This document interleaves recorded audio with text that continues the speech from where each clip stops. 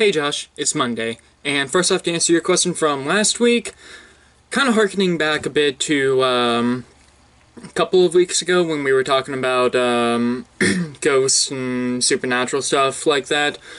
Yeah, I do believe that. I mean, even after a person dies, there's still the ideas that they had out there that are hopefully passed on to more people. Sorry about that. But so there is that definite. I definitely do feel as though that is true. The fact that your ideas will not die with you. Well, as long as you get your ideas out there, they won't die with you. So it's kind of both ways. Like, as long as you get your ideas out there, they will not die with you, is sort of my viewpoint. And very much the idea of, I don't remember if I mentioned this, that couple weeks ago when we had talked about ghosts and all that, but for me, I strongly believe that you have two deaths: when your physical body dies and when the last person that remembers you dies. It's a bit dark, but it is definitely something that makes sense in a way. But yeah, so I definitely do feel as though ideas are, in fact, bulletproof. So for this video, I'm not going to focus on the election because you already know my viewpoints on it, I'm sure. But I'm trying not to get too political right now because I don't know, there's a bunch of stuff going into that, but anyway, I won't talk too much about it, but so there's that. Then also, something that's happened in the past week, I finally started watching Umbrella Academy. Not sure if I don't remember if you've watched it or not, but not sure if you know much about it either. But The Umbrella Academy is a Netflix exclusive series based off of the comic book of the same name. And I've not finished the first season yet, but I think I have 3.5 episodes left in this season, or in the first season, and then I know the second season is out now as well. But yeah, so it's interesting. Again, I'm not sure how much you know about it, but I'll just give you what I know of it.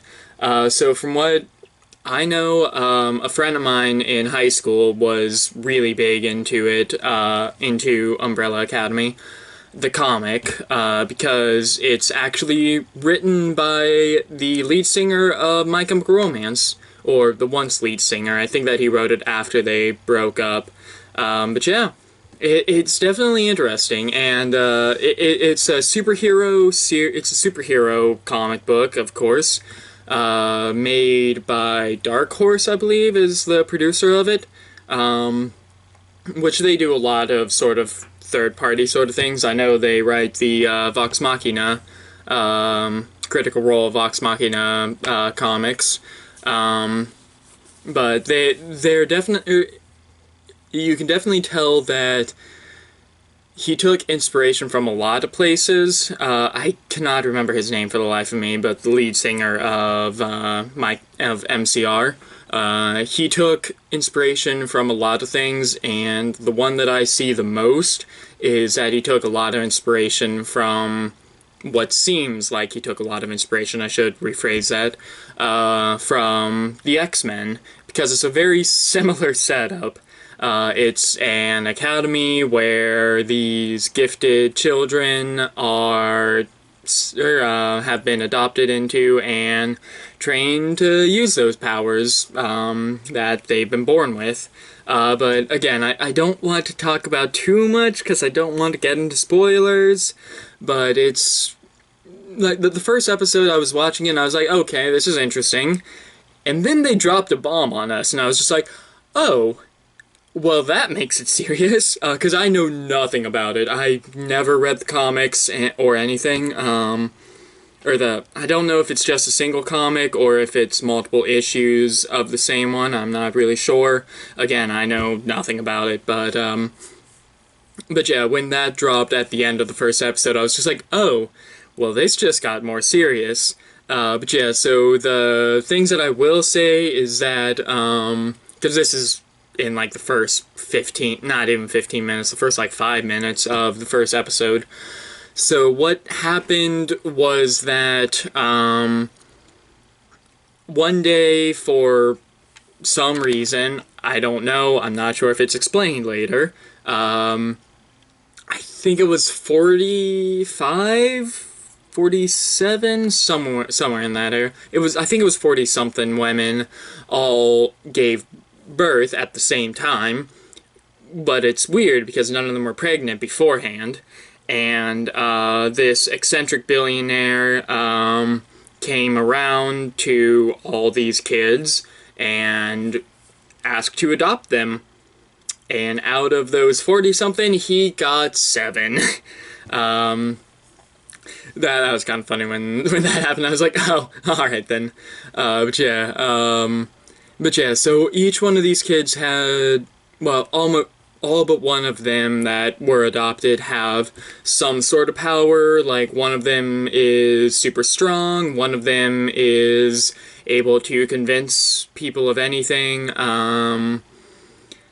one guy is able to control anything that he throws, typically knives.